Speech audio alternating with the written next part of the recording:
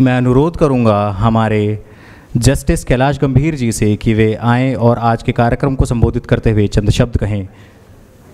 एक बार ज़ोरदार तालियां दिल्ली हाई कोर्ट के पूर्व जज जस्टिस कैलाश गंभीर जी के लिए। धन्यवाद अखिल।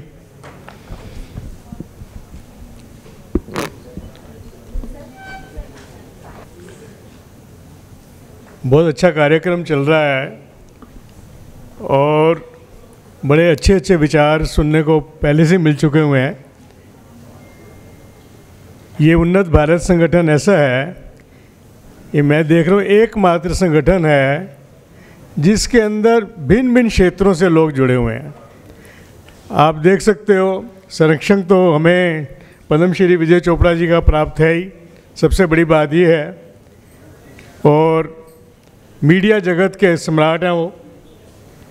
यहाँ मैजिशियन बैठे हुए हैं शंकर जी, यहाँ स्वामिनी जी बैठी हुई हैं विद्यागिरी जी, डॉक्टर रहेजा बैठे हुए हैं। और आज तो मैं देख रहा हूँ कि ज्योतिष और वास्तुशास्त्र से लोग जुड़े हुए काफ़ी यहाँ पर आए हुए हैं। तो वाकई उन्नत भारत संगठन एक अनोखा संगठन बन गया है जो अलग अलग क्षेत्रों के लोगों को सम्मान ही नहीं देता, उसने इतनी लंबी अच्छी चेन बना रखी और सबको जोड़ के रखा हुआ है। सबसे बड़ी बात यह है भारत प्रेम, जो मेरे भी बड़े परम मित्र थे। मैं इस संस्था से मेरा ख्याल मैं 2015 में रिटायर हुआ तो शायद 2016 से मैं इनके साथ जुड़ा था। तो आज 9 साल मुझे भी हो गए इससे जुड़े हुए। और हर साल मेरा ख्याल शायद कोई नागा रहा हो, मैं हर साल इस कार्यक्रम में आता हूँ।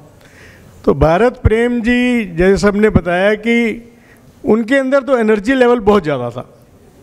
वो पता नहीं कितनी समस्याओं के साथ एक ही दिन के अंदर, एक ही समय के अंदर वो लगे रहते थे, चाहे पर्यावरण की हो, शिक्षा की हो, ग्रामीण समाज की हो, पंचायत की हो, जगह जगह उनका योगदान आपको देखने को मिल जाएगा। और कोरोना में तो उनका जो कार्य था वो वाकई बहुत सराहनीय कार्य था, सबने कहा। तो आज भारत प्रेम जी हमारे बीच में नहीं है, पर जिस तरह से उनकी मैडम डॉक्टर सुषमा नाथ, अखिल और सुचेता ने इस मिशन को आगे बढ़ाया है और आज देख रहे हैं उस मिशन में आगे तरक्की हुई है बहुत ज़्यादा। भारत प्रेम जी वो खुद देख के मैं समझता हूँ भारत प्रेम जी जरूर इस सभा में मौजूद होंगे और देख रहे होंगे कैसे इस संस्था को आगे चलाया जा रहा है। मैं जिन अवार्ड्स को, जिन लोगों को अवार्ड मिले हैं भिन्न भिन्न संस्थाओं से जो जुड़े हुए हैं, उनको मैं अपनी मुबारकबाद देता हूँ, शुभकामनाएं देता हूँ। ये जो पुरस्कार की बात होती है, मैं नहीं समझता इन लोगों ने कोई जो अपनी अपनी फील्ड में काम किए हैं कोई पुरस्कार पाने के लिए काम किए हैं। ये निस्वार्थ भाव से इनको एक्नॉलेज किया है उन्नत भारत संगठन ने, इनके कार्य को एक्नॉलेज किया है। मैं मानता हूँ कि एक आदमी की कार्य जब करता है तो उसको कहीं ना कहीं अंदर एक थोड़ी सी भावना होती है, उसको कोई एक्नॉलेज करे। बट ऐसे कई लोग हैं, जो मेरे एक साथी ने भी कहा कि यही एक ऐसा संगठन है जो उन लोगों को एक्नॉलेज करता है। कोई ज़रूरी नहीं है कि सभी को बहुत बड़े देश के सम्मान मिलते हैं। सम्मान के लिए तो आज ट्रम्प भी लड़ रहा है, वो चाहता मुझे नोबेल प्राइज़ मिल जाए। तो सम्मान के लिए तो कई लोग कोशिश करते रहते हैं और कई सम्मान तो ऐसे भी होते हैं जिन सम्मानों को लोग खरीद भी लेते हैं। कई अवार्ड फंक्शन ऐसे होते हैं, मुझे पता है, वो पहले से ही कहते हैं निर्धारित इसको अवार्ड देना है, चाहे वो अवार्ड डिज़र्व करता हो या नहीं करता हो। बट ये एक ऐसा संगठन है जो कहाँ उत्तराखंड, हरियाणा, राजस्थान, अलग अलग क्षेत्रों से ये जिन्होंने अच्छे कार्य किए हैं उनको नॉलेज करता है। कहते हैं ना man is a social animal. Social हटा दो तो मैन इज़ एनिमल, क्या फ़र्क रहा मैन और एनिमल में।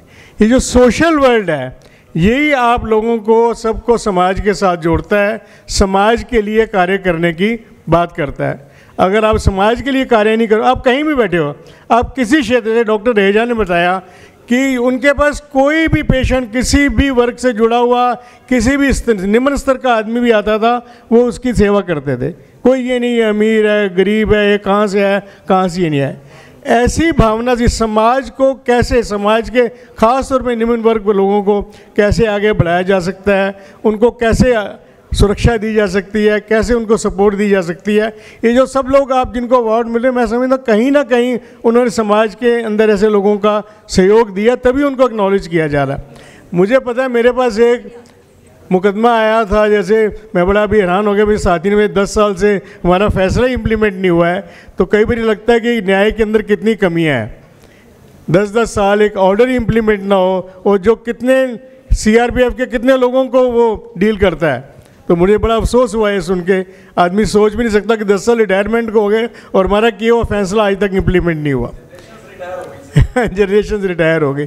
तो आदमी जब फैसला करता है तो वो सोच के करता है कि अब इसका इम्प्लीमेंटेशन, क्योंकि ऑलरेडी जब मुकदमा हाई कोर्ट तक आता है उसके अंदर ही पता नहीं कितने साल लग जाते हैं उसके फैसला होने तक पहुंचने पर, और उसके बाद भी अगर 10 साल इम्प्लीमेंट ना हो तो मैं समझता हूँ कि न्याय की कहीं ना कहीं बहुत व्यवस्था की कमी है।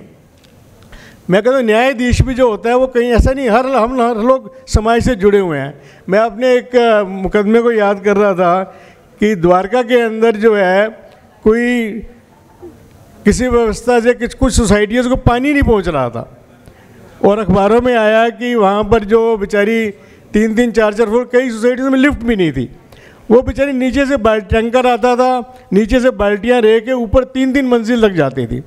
तो वो अखबारों में चर्चा हुई।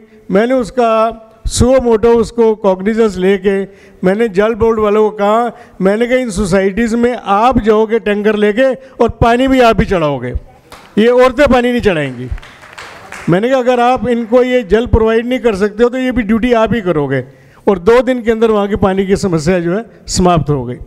ऐसी कई चीज़ें होती हैं। मैं अभी रास्ते में देख रहे, कभी हाल में ही अमेरिका के एक बड़े अभूतपूर्व जज, आपने शायद सुना भी हुआ होगा, जस्टिस फ्रैंक कैपेरियो, उनकी डेथ हो गई 88 ईयर्स के अंदर। वो एक आइलैंड के म्यूनिसिपल जज थे, बट उनके फैसले जो है इतने ज़बरदस्त होते थे कि आज वो पूरे वर्ल्ड में उनका नाम है। एक छोटे से पोजीशन में थे वो, कोई बहुत बड़े जज नहीं थे, बट आज सारा विश्व उनके नाम को जानता है, जस्टिस फ्रैंक कैपेरियो। एक बच्चा उनकी कोर्ट में उसको पुलिस वालों ने पकड़ के ले आए, वो किसी डिपार्टमेंटल स्टोर से ब्रेड चोरी करके भाग रहा था और उसको पकड़ लिया। पकड़ा गया तो उसको कोर्ट में पेश किया, उनकी कोर्ट में। उसने कहा भाई आपका क्या जुर्म है? उसने कहा जी मैंने तो कुछ नहीं, मेरा जुर्म नहीं, मैंने ब्रेड चुराई है। कहते भाई तुमने चोरी क्यों की? कहते चोरी की क्योंकि मेरे घर में पैसे नहीं थे और मेरे पास कोई रास्ता नहीं मिला, मेरी माँ बीमार है और मेरी माँ ने कहा मुझे बड़ी भूख लगी है, तो मुझे कोई और रास्ता नहीं मिला, तो मैं जो मेरी अपनी माँ बीमार माँ को उसको ब्रेड देने के लिए मुझे चोरी करनी पड़ी। तो वो सारे कोर्ट के अंदर एक सेंसेशन आ गई। उसने कहा तुमने इसलिए चोरी की है कि अपनी माँ को खिला सको, तुम्हें मैं दंड तो नहीं दूंगा। उसने कोर्ट में जितने लोग बैठे हुए थे उनसे कहा मैं आप सबको अपील करता हूँ कि इसके लिए $10 जो आप सारे दो और $50 मैं अपने से दे रहा हूँ कि इसकी माँ के इलाज के लिए किया जाए। तो ऐसे ऐसे भी न्याय प्रणाली से लोग जुड़े हुए हैं। न्याय के बिना तो कुछ हो नहीं सकता, चाहे जो भी न्याय की धीमी हो। पता है न्याय नहीं होगा तो कुछ भी नहीं है। अभी आपने देखा स्ट्रे डॉग्स का मामला, कैसे 4 दिन पहले सिविल सोसाइटी अगर एक्टिव होता तो क्या से क्या हो सकता है। 4 दिन पहले एक फैसला आया कि डॉग्स को सब शेल्टर होम्स में करो, जो कि प्रैक्टिकल फैसला नहीं था। फ़ौरन कुछ सिविल सोसाइटीज़ के लोग NGO सुप्रीम कोर्ट पहुंचे और 4 दिन के अंदर वो फैसला पलट गया। तो ये है न्याय प्रणाली की शक्ति, इसको भी हमें रिकॉग्नाइज करना चाहिए। देरी है पर पूरा अंधेर नहीं है। मैं ज़्यादा ना कहते हुए इन्हीं शब्दों के साथ एक बार फिर सराहना करूंगा कि जो ये मिशन भारत प्रेम जी की फैमिली आगे लेके चल रही है और जो सबको जोड़ा हुआ है, और हम सब जुड़े रहें और इनका प्रोत्साहन करते रहें। धन्यवाद।